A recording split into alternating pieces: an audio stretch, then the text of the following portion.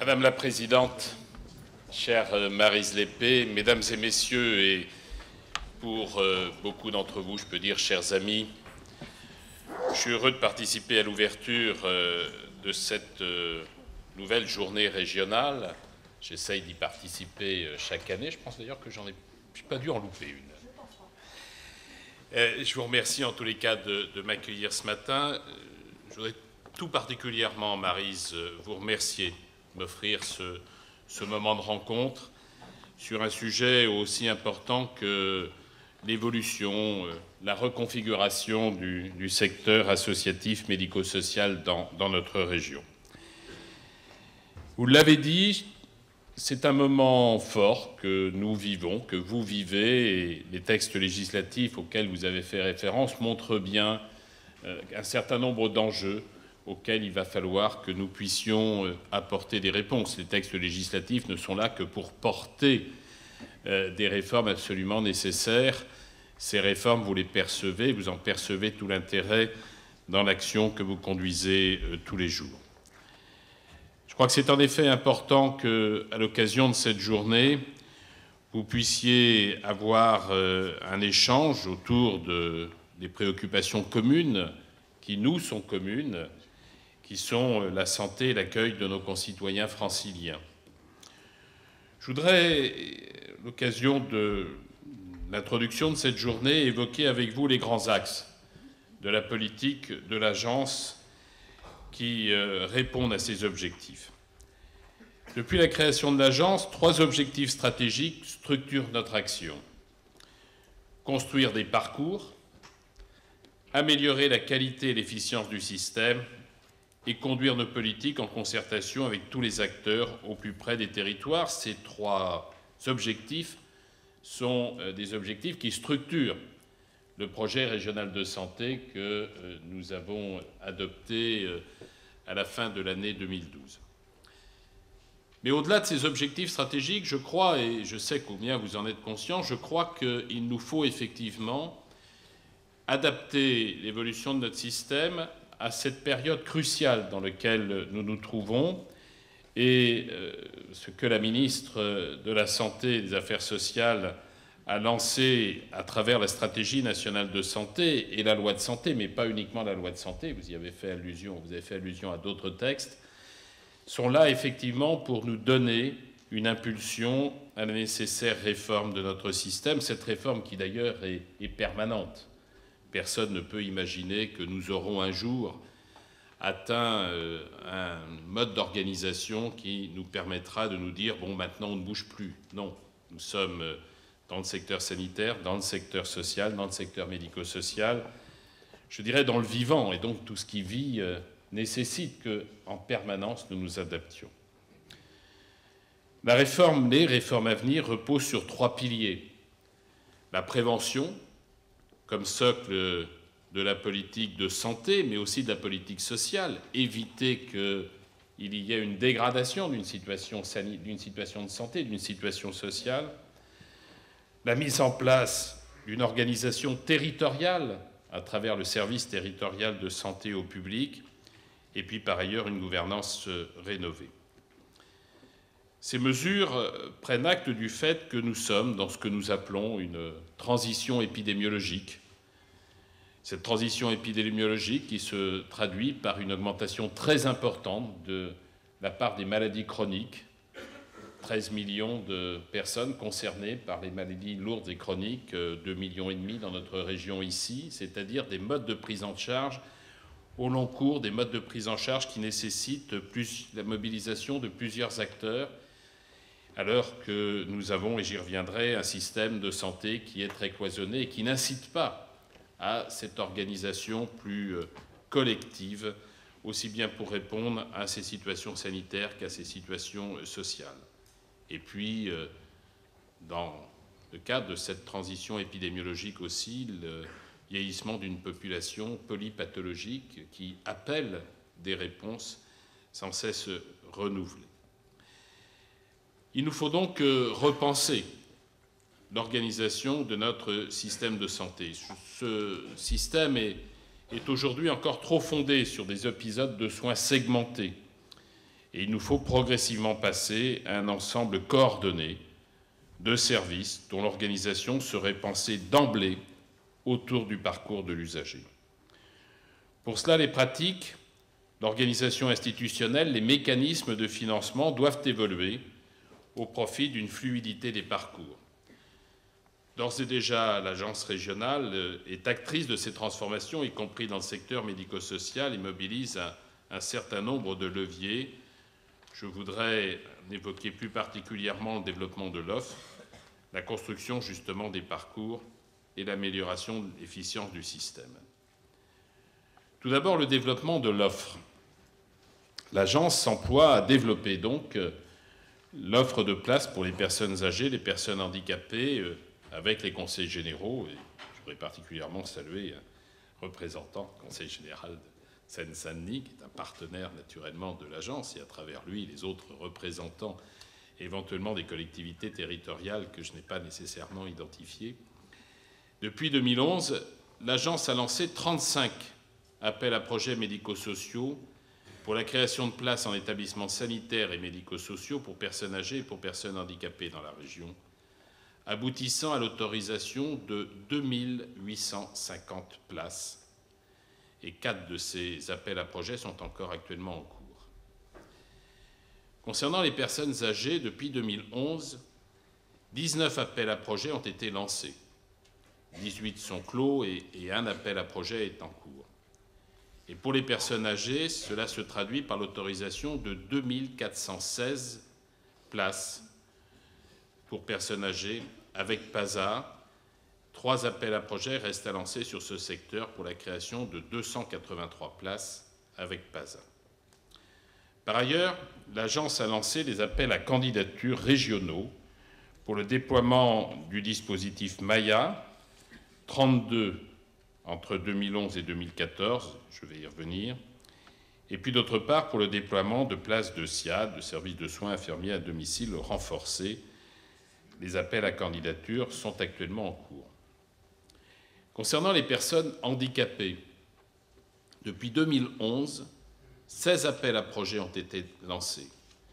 13 de ces appels à projets sont aujourd'hui clos et 3 sont encore en cours. Et donc ces 16 appels à projets se sont traduits par l'autorisation de 434 places pour personnes handicapées. 20 appels à projets restent à lancer sur ce secteur pour la création de 905 places. Par ailleurs, un appel à candidature pour le déploiement d'une équipe relais, plan handicap rare, est actuellement en cours et des appels à candidature s'inscrivant dans le cadre du 3e plan autisme sont également programmés. Pour répondre à la demande des associations de promouvoir l'innovation dans les appels à projets, l'agence prévoit systématiquement une variante financée en sus. Au-delà du cahier des charges, 23 des appels à projets lancés proposaient ainsi une variante avec une valorisation financière précise. Je citerai comme exemple de ces variantes autorisées la création par exemple d'une unité de 12 places pour personnes handicapées vieillissantes en EHPAD, un atelier d'art-thérapie au sein d'un PASA ou la création d'une unité de résolution des cas complexes dans un foyer d'accueil médicalisé autisme ou l'extension de l'agrément aux enfants de 2 ans et accroissement de la durée d'ouverture de l'internat à 280 jours dans un IME autisme. Ceci étant, au total, et j'ai fait vérifier 3 fois le chiffre, il reste encore 9000 places à installer dans la région sur la période 2014-2018. Je dis bien 9000 places, parce que quand je parle des autorisations tout à l'heure, le temps, quand il s'agit d'établissements, que les murs soient levés, il y a un décalage. Je ne peux d'ailleurs à ce sujet qu'inciter les opérateurs à parfois aller plus vite, parce que là nous avons 2 procédures qui sont concernées, à la fois la procédure ancienne des autorisations qui ont été données sur la base des avis des CROSM, et puis la procédure d'appel à projet que j'ai évoquée. Mais nous avons encore des places à installer, 9000 au total. Nous avons encore des places à installer qui résultent d'autorisations données avant la création de l'ARS. Ces chiffres sont d'ailleurs les chiffres recensés dans le PRIAC et donc ils sont à la disposition de tout le monde. Ça fait 5200 places encore à installer dans le champ des personnes âgées et près de 3800 places dans le champ des personnes handicapées. Ainsi, les établissements et services en faveur des personnes âgées et handicapées continuent fortement leur développement et sont, je crois, un des seuls secteurs dans le domaine de la santé à créer de nombreux emplois. On ne le dit sans doute pas suffisamment. Nous prévoyons de créer au moins 5000 emplois d'ici 2018 pour le seul champ financé par l'agence, et je ne compte pas là les créations financées par les conseils généraux et les usagers eux-mêmes. Le secteur de la santé, au sens large du terme, est créateur d'emplois. Et de ce point de vue, en effet, je rejoins, Marie, ce que vous disiez tout à l'heure, la dépense de santé, la dépense sociale n'est pas seulement une charge. Elle est d'abord la manifestation d'une solidarité vis-à-vis des personnes les plus fragiles, mais d'autre part, créatrice d'activités, créatrice d'emplois, y compris d'innovation d'ailleurs, qui, au-delà même des emplois directs dans nos établissements, ces innovations sont susceptibles de générer des activités dans le secteur industriel, par exemple, je pense à des nouvelles technologies. 2 remarques à ce sujet. Ces places, nous ne les avons pas créées n'importe où, mais nous avons veillé à les créer systématiquement dans les territoires les moins dotés, afin d'améliorer l'équité territoriale, même lorsque cela suscitait la critique dans les territoires les mieux dotés. Et je pense à tel ou tel département qui, effectivement, au regard de sa situation géographique et des possibilités foncières, a pu bénéficier d'un certain nombre d'autorisations. Bon, nous avons, et c'est plus compliqué de trouver des emprises foncières à Paris ou en petite couronne, mais nous souhaitons effectivement développer l'accueil et la prise en charge au centre de la région et naturellement trouver avec les collectivités territoriales concernées les moyens pour répondre à ces besoins. Vous savez que nous sommes dans une région, je vais revenir sur les personnes âgées concernant les EHPAD, mais nous sommes dans une région qui, concernant les personnes handicapées particulièrement, nous sommes particulièrement en retard au regard de la moyenne nationale. Ceci étant, à l'intérieur de la région, nous avons aussi à faire face à des grandes inégalités et l'agence souhaite corriger effectivement ces inégalités.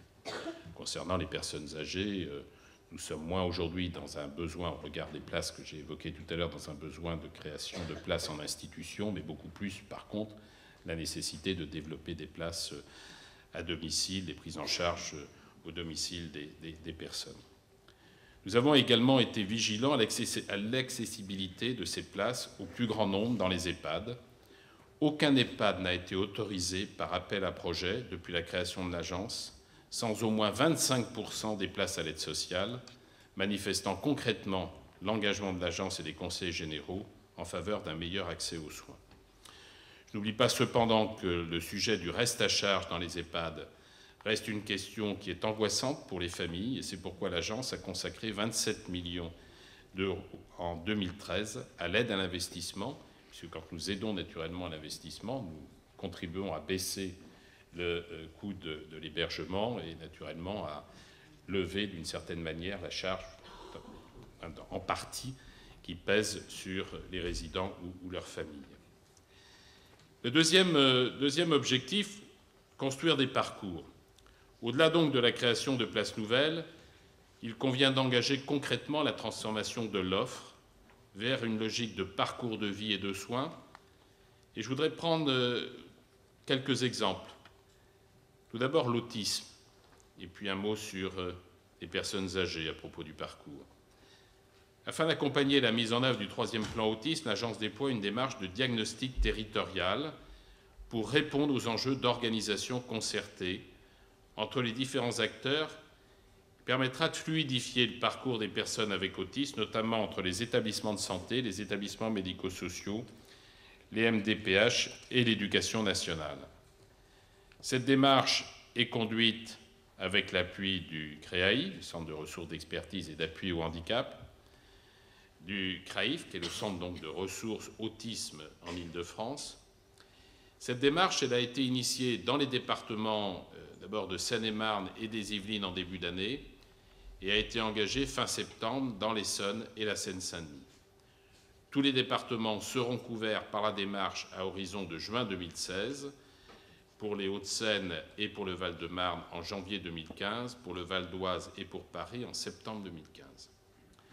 Ce diagnostic donc territorial, permettra de préfigurer des dispositifs intégrés de type Maya handicap afin d'améliorer la fluidité des parcours, la concertation, la coordination, l'articulation des acteurs et le partage d'outils communs. Cela permettra d'apporter une réponse aux situations de troubles du comportement sévère et aux situations les plus complexes. Ce dispositif comprend aussi une amélioration de l'offre médico-sociale pour accompagner l'autisme. L'objectif est que l'ensemble des établissements médico-sociaux accueillant des enfants ou adultes avec autisme mettent en œuvre les préconisations de la Haute Autorité de Santé et de l'ANESM, l'Agence nationale de l'évaluation et de la qualité des établissements et services sociaux et médico-sociaux.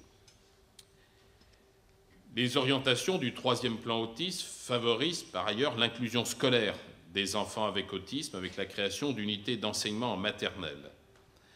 3 unités de 7 enfants âgés de 3 ans ont été créées en cette année 2014 dans les départements de Paris, du Val-de-Marne et du Val d'Oise, et le développement de l'offre en foyer d'accueil médicalisé, en maison d'accueil spécialisée et SAMSA.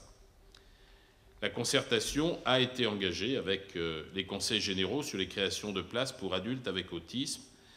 Leur positionnement sur des créations d'établissements ou de services de compétences conjointes sera déterminante afin de rendre opérantes ou non les mesures du troisième plan autisme. Et nous avons à chaque fois un dialogue avec les conseils généraux pour pouvoir, ils sont d'ailleurs en général très sensibles à l'attente des parents et à l'attente des associations en la matière, dans la mesure où nous pouvons travailler avec eux à contribuer à un financement conjoint. Naturellement, on peut augmenter le nombre de places. Et je sais que les conseils généraux, malgré les difficultés financières auxquelles ils sont confrontés, ils sont particulièrement sensibles. Autre exemple de parcours, le parcours personnes âgées. C'est également un axe stratégique pour l'agence. Le vieillissement démographique témoigne d'abord sans doute des progrès de notre société en termes d'espérance de vie, y compris sans incapacité. C'est donc d'abord le résultat d'une des plus belles victoires collectives des dernières décennies, d'avoir fait reculer l'âge de la mort et donner plus de vie aux années. Encore 2 années et demie de vie sans incapacité gagnée dans la dernière décennie. Mais ce mouvement démographique exige aussi que l'ensemble des acteurs sanitaires, médico-sociaux et sociaux travaillent de manière décloisonnée. D'abord, c'est nécessaire pour assurer la prise en charge plus coordonnée des personnes concernées, et puis d'autre part, nécessaire aussi pour continuer de soutenir ces progrès dans un contexte où la ressource collective ne progressera pas aussi rapidement que par le passé. Mais elle progresse, ne l'oublions pas quand même. Peut-être de manière moins importante que les années précédentes, mais plus 1, plus 2 pour le secteur médico-social, ce n'est pas une régression par rapport à la situation antérieure. Cette dynamique de parcours, elle se heurte encore à de nombreux freins. J'en ai évoqué quelques-uns tout à l'heure très rapidement. On le sait tous très bien, une prévention qui est insuffisamment soutenue, des ruptures dans la prise en charge, une offre de soins de proximité qui est inégalement répartie, et surtout des modes de financement qui sont peu propices au développement d'une prise en charge intégrée, tant nos modes de financement, et c'est aussi le résultat d'un système sanitaire et médico-social peut-être très sophistiqué, mais financement très cloisonné qui ne facilite pas naturellement la coopération entre les différents acteurs. Or, il n'y aura pas de fluidité du parcours sans fluidité des financements. Bon, cela n'empêche pas l'agence d'agir. Pour améliorer ce parcours de santé, l'agence a engagé de nombreuses expérimentations, soit au niveau national, soit au niveau régional, qui permettent de travailler plus précisément sur des points de blocage du parcours. Par exemple, l'expérimentation sur les infirmières de nuit en EHPAD devra permettre notamment d'éviter un recours aux services d'urgence par défaut et d'améliorer la qualité de l'accompagnement, tant pour les résidents que pour les personnels. Les premiers résultats d'ailleurs dont nous disposons à ce sujet montrent une réduction des hospitalisations en urgence et l'amélioration significative des démarches de soins palliatifs dans les EHPAD qui sont engagés dans l'expérimentation. Il y a 21 EHPAD qui sont engagés dans cette expérimentation sur 7 départements. Ce projet révèle une préoccupation toujours grandissante sur le lien entre EHPAD et sanitaire. Et puis, concernant le parcours des personnes âgées autour du domicile, l'agence vient également de lancer un appel à candidature sur les SIAD renforcés avec 180 places pour accueillir des patients trop lourds pour une prise en charge classique, qu'ils aient besoin des passages fréquents dans des passages de la nuit ou des passages à 2 soignants, sans pour autant relever de l'hospitalisation à domicile. Et puis l'agence, ici en Île-de-France, anime également l'expérimentation PAERPA, le parcours de la personne âgée en risque de perte d'autonomie dans le nord-est parisien. C'est une expérimentation qui a été retenue parmi les 9 territoires nationaux qui ont été choisis par les ministres. L'ambition de ce projet est notamment d'améliorer le repérage des personnes en risque de perte d'autonomie à travers les projets personnalisés de santé et de faciliter le rôle du premier recours, notamment grâce à une coordination territoriale d'appui qui facilitera les échanges d'informations entre professionnels. Et naturellement, ces expérimentations ont vocation à être redéployées, à être déployées sur l'ensemble du territoire lorsqu'elles auront été évaluées. Le parcours prend son sens quand il est construit en proximité autour du domicile. À ce titre, l'agence encourage le mouvement d'intégration et de partenariat des acteurs autour d'un même territoire grâce à un diagnostic commun et l'élaboration d'outils partagés avec la méthode Maya. Depuis cette année, l'Île-de-France est entièrement couverte des 32 territoires qui déploient la méthode Maya pour renforcer une prise en charge intégrée et graduer des personnes âgées en perte d'autonomie et des situations les plus complexes. Et naturellement, cette démarche s'intégrera dans le cadre du service territorial de santé au public que vous évoquiez, Maryse, et qui est contenu dans le projet de loi santé qui, en effet, va être présenté en Conseil des ministres dans les prochains jours. Ce service territorial de santé au public ne concerne pas que les personnes âgées. Il a pour vocation d'organiser sur un territoire, à partir d'un diagnostic territorial qui a identifié les besoins de santé, d'organiser sur ce territoire un projet territorial de santé permettant de mobiliser l'ensemble des acteurs, établissements de santé, professionnels de santé, y compris libéraux naturellement, et secteur médico-social, en lien avec le social, puisque vous l'évoquiez naturellement, quand on parle d'intervention à domicile, on ne peut pas ignorer l'environnement social, de construire une réponse organisée au niveau d'un territoire avec une contractualisation avec l'Agence régionale de santé. Enfin, l'agence continue de déployer le parcours Alzheimer en poursuivant la montée en charge de dispositifs dédiés comme les pôles d'activité et de soins adaptés, les PASA ou les UHR, les unités d'hébergement renforcées dans les EHPAD et les unités de soins de longue durée, les équipes spécialisées Alzheimer dans les SIAD et les unités cognitives comportementales en soins de suite et de réadaptation. La préoccupation de l'agence, c'est aussi de s'assurer de la qualité de l'offre. L'évaluation est, de ce point de vue, un outil qui est au service de cet objectif de qualité. La loi du 2 janvier 2002, rénovant l'action sociale et médico-sociale, pose le principe d'une évaluation continue des activités, de la qualité des prestations délivrées par les établissements et services médico-sociaux, au regard notamment des procédures et des recommandations des bonnes pratiques professionnelles de l'ANESM. Ce dispositif d'évaluation, il ne faut pas qu'il soit perçu uniquement comme une photographie de l'existant au regard des obligations légales, mais bien comme un vecteur facilitant l'appropriation de la culture qualité et de la sécurité. La loi du 21 juillet 2009, qu'on appelle communément la loi HPST, puis le décret du 3 novembre 2010, ont fixé le rythme de ces évaluations. Je rappelle que les structures médico-sociales doivent procéder à une évaluation interne tous les 5 ans et une évaluation externe tous les 7 ans qui suivent la délivrance de l'autorisation ou ce renouvellement. Vous le savez, l'évaluation externe conditionne le renouvellement total ou partiel de l'autorisation.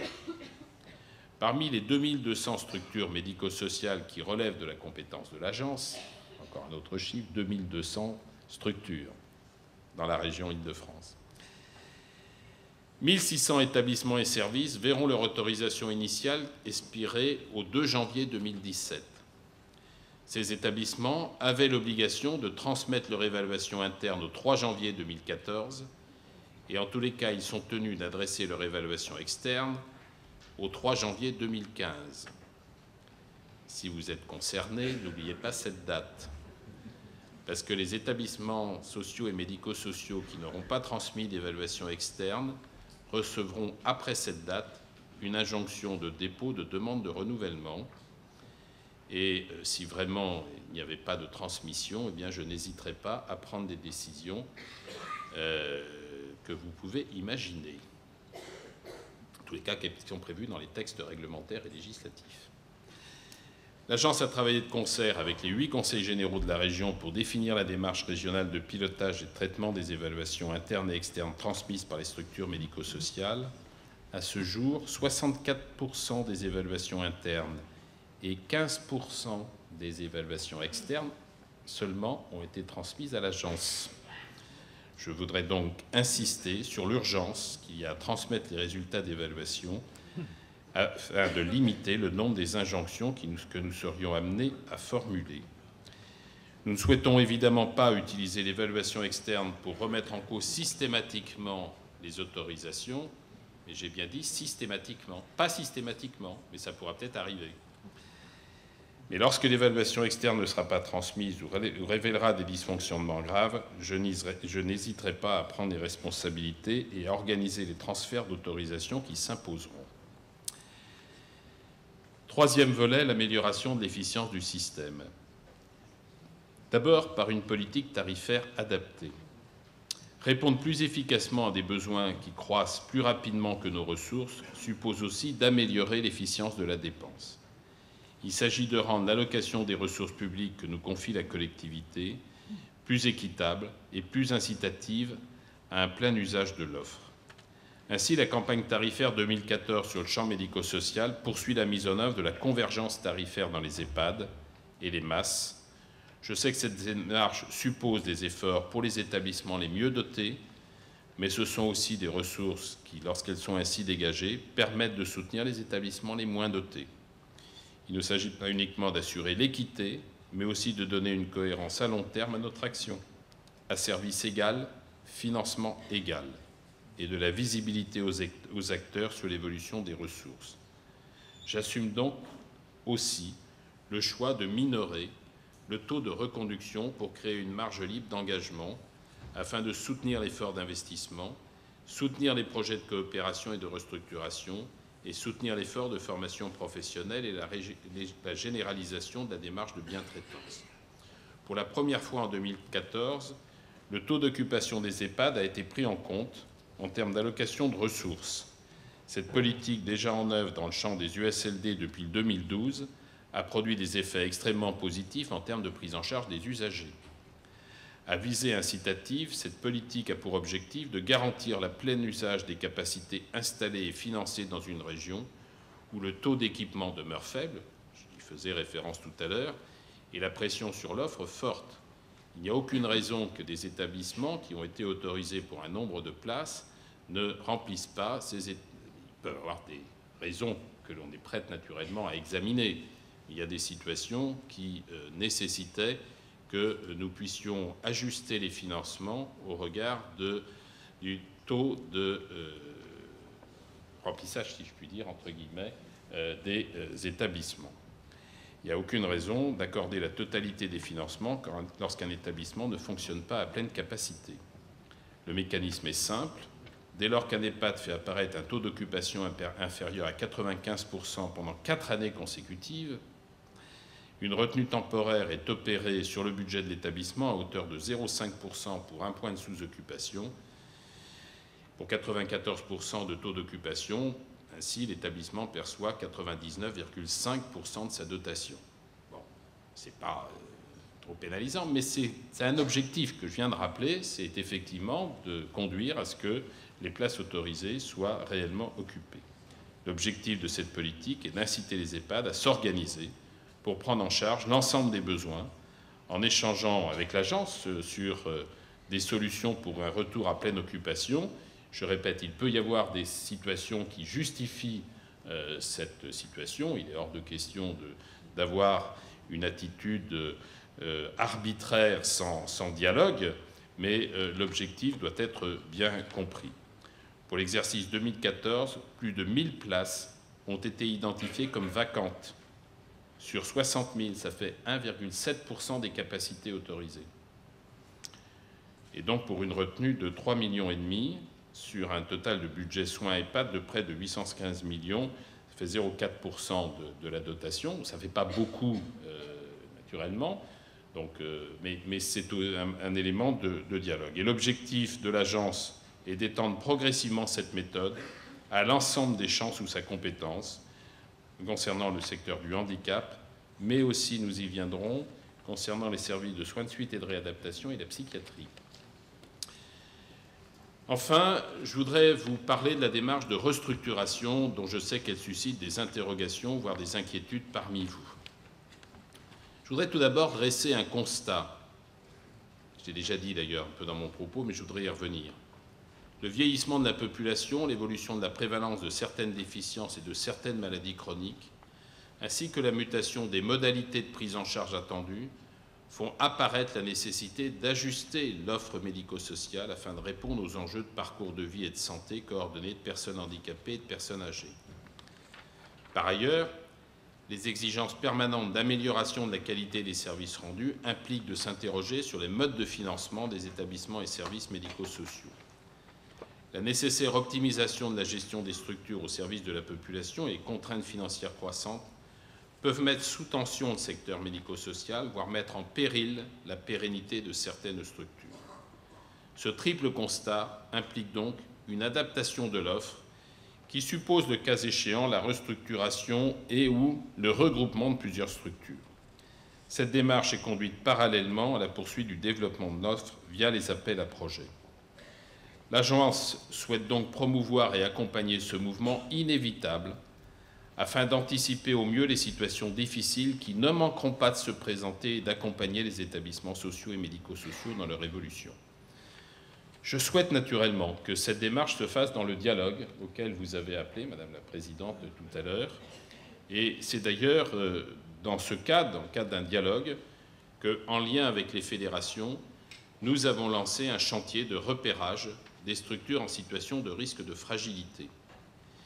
Il s'agit d'identifier sur chaque territoire les établissements et les services susceptibles de faire l'objet de restructuration, soit par leur taille, ou la taille du gestionnaire, ou quand on regarde l'activité, quand on regarde aussi parfois l'état de vétusté de l'établissement. Ensuite, il s'agit d'élaborer des scénarios de restructuration.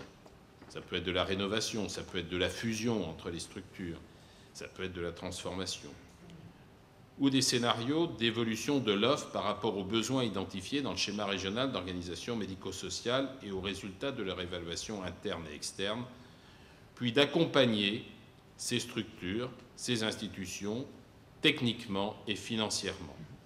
Ce sujet, d'ailleurs, va être réabordé dans la table ronde à laquelle participera Marc Bourquin, que vous connaissez, qui est le directeur du pôle médico-social de l'agence, dans la table ronde qui va suivre cette intervention. Les gestionnaires de petite taille, les établissements sociaux et médico-sociaux en difficulté budgétaire seront donc encouragés à s'engager dans une démarche de réorganisation qui pourra prendre diverses formes, mutualisation de compétences et ou de moyens afin de réduire les coûts, rapprochement associatif, groupement de coopération sociale ou médico-sociale, sièges interassociatifs, etc. En outre, les établissements dont l'activité apparaît insuffisante et ne répondant plus aux besoins de la population devront voir leur offre évoluer dans les années à venir. Et il y a des situations. Enfin, on ne peut pas avoir, par exemple, préconisé la scolarisation en milieu ordinaire et continuer de plaider pour que des établissements qui assuraient cette prise en charge spécifique continuent de se sentir concernés par les mêmes prises en charge, par les mêmes populations. Il y a des évolutions absolument nécessaires. Et donc, nous souhaiterons accompagner ces évolutions. L'incitation à se restructurer de ces établissements sera accompagnée par un projet validé par l'agence, conjointement avec le Conseil général, lorsqu'il s'agira d'établissements à autorisation conjointe. Ainsi, l'agence se veut motrice et souhaite mobiliser l'ensemble des acteurs du secteur. Elle sollicite les différentes fédérations pour réfléchir ensemble sur l'évolution du secteur et pour partager et relayer cette ambition. Je crois qu'il est indispensable que chaque structure réfléchisse à son évolution future, que chaque établissement partage sa vision avec ses partenaires et son environnement. Notre objectif commun, je crois, est de tout mettre en œuvre pour que les adaptations et transformations à venir soient programmées, soient pilotées et ne soient pas subies. Parce qu'à un moment ou à un autre, effectivement, quand on n'a pas anticipé, eh bien, on est obligé, dans l'urgence parfois, de prendre des décisions qui ne sont jamais très bonnes pour l'ensemble des acteurs. Les initiatives sont multiples pour ouvrir des voies d'avenir, pour adapter notre système de santé aux besoins de la population, aux besoins des Franciliens. Chacune de ces démarches peut vous sembler peut-être parfois technocratique, partielle. Je sais aussi qu'elles susciteront des questions, voire des critiques parmi vous. Il m'en est déjà arrivé quelques-unes à l'oreille. Je n'ignore pas les contraintes que ces démarches peuvent représenter pour vous, mais puisque vous avez placé, chère Maryse Lépée, cette journée sous le signe de la refondation, eh bien c'est justement à cela que je vous appelle, refonder ensemble notre action commune, sanitaire et sociale au bénéfice de nos concitoyens pour améliorer la santé et l'accueil de tous les Franciliens qui en ont besoin. Je vous remercie.